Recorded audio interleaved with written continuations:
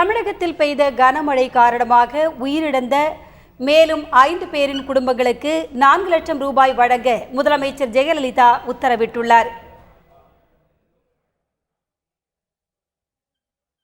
சென்னையில் பாதுகாப்பு ஏற்பாடுகள் தீவிரப்படுத்தப்பட்டுள்ளதாக சுகாதாரத்துறை செயலாளர் ராதாகிருஷ்ணன் தெரிவித்திருக்கிறார். தந்தி டிவிக்கு தொலைபேசி மூலமாக அவர் இந்த தகவலை தெரிவித்துள்ளார். தொலைக்காட்சி வாயிலாக நீங்க எல்லாரும் மக்களுக்கு கொண்டு செல்லிருக்கீங்க. இது ஒரு மிக முக்கியமான ஒரு சுகாதார ஆங்கிள் தான். நமக்கு மிக முக்கியமான 4லேருந்து 6லேருந்து 8 வாரம் வரைக்கும் கூட ஒரு இம்பாக்ட் பேஸ்ல நமக்கு நடக்கக்கூடிய இது ஆக்சிடென்ட்ஸ் இல்லையா, வந்து சறுக்கு இல்லையா, ட்ரௌனிங் அந்த மாதிரி உள்ள சம்பவங்கள். இந்த போஸ்ட் இம்பாக்ட் பேஸ் தான் ரொம்ப குரூஷியல். இப்பதான் இந்த பர்டிகுலர்லி சாக்கடை தண்ணியோ நல்ல தண்ணி வந்து அதை வந்து முழுமையாக அப்புறப்படுத்தணும். ரொம்ப தெளிவாக நீங்க கருத்து பதிவு பண்ணும்போது எங்களோட அட்வைசரி கூட double the amount of chlorination in the source. அதே மாதிரி இப்போ நாங்க வந்து சராசரியா சோர்ஸ் மட்டும் இல்லாமல் டேங்கர் அப்புறம் ரீட்டைல் பாயிண்ட்ஸ்லயும் நம்ம வந்து இந்த குளோரின் அளவை செக் பண்ணறதுக்கான நடவடிக்கையில எடுத்து கிளாட் போர்டு மட்டும் இல்லாமல் இந்த இண்டிபெண்டன்ட் பவர் சப்ளை இருக்கக்கூடிய வெளி இடங்கள்ல அதையும் சொல்லியிருக்கோம்.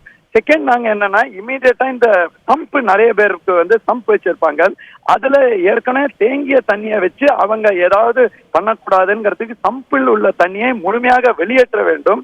ப்ளீச்சிங் பவுடரை வந்து அதுக்கு அந்த அட்வைசரியில கூட நம்ம கிளியரா போட்டிருக்கோம். அந்த ப்ளீச்சிங் பவுடரை அப்ரோப்ரியேட்டா மிக்ஸ் பண்ணி அதை கம்ப்ளீட்டா கிளியர் பண்ணி தான் ஃப்ரெஷ் வாட்டர் பண்ணோம். இப்போ நாங்க வந்து அந்த அனைத்து இனண்டேட்டட் ஏரியாஸையும் நோட் பண்ணி கார்பரேஷனோட கேட்டு எப்படி அந்த சிட்கோ நகரில் ஏற்கனவே வந்து வீட்டுக்கு வீடு சப்ளை பண்ணுமோ, அன்பார்ச்சுனேட்லி அடுத்த கட்ட மழையில் மீண்டும் பல இடங்கள் பாதிக்கப்பட்டுள்ளன.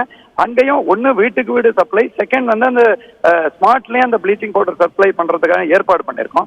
இன்னொன்று ஒரு குறிப்பா என்னோட இன்னொரு வேண்டுகோளுங்க, இந்த உங்கள் வாயிலாக நான் சொல்லியிருக்கேன், அனைத்து மருத்துவக் கல்லூரி மருத்துவமனைகள் இந்த வெள்ளத்தில் பாதிக்கப்படாமல் முழுமையாக செயல்பட்டு வருகின்றன. ஸோ தயவு செய்து உங்களுக்கு ஏதாவது ஒருத்தர் இந்த மாதிரி டயாலிசிஸ் தனியார் மருத்துவமனை பண்ணிட்டு இருக்காங்க, இன்னைக்கு அவங்களுக்கு அங்கே பண்ணக்கூடிய சூழ்நிலை இல்லைன்னா தயவு செய்து இந்த அரசு மருத்துவமனையை பண்ணது இரவு பகலாக நாங்கள் வந்து அதற்கும் நாங்கள் ஏற்பாடு செய்ய கடமைப்பட்டுள்ளோம். இந்த செய்தியை குறிப்பா நம்ம ஏதோ ஒரு அருகாமையில் உள்ள தனியார் மருத்துவமனையில் ரெகுலரா போயிட்டு இருந்தோங்க, அதனால நாங்கள் வந்து திண்டாடிட்டு இருக்கோங்கிற செய்தி வந்தாலும் தயவு செய்து அவங்களை இந்த நேர்வுகளில் அரசு மருத்துவமனையில் எந்த இடத்திலிருந்தும் யார் வந்தாலும் அதை நாங்கள் இரவு பகலாக பார்க்கறதுக்கு கடமைப்பட்டுள்ளோம்.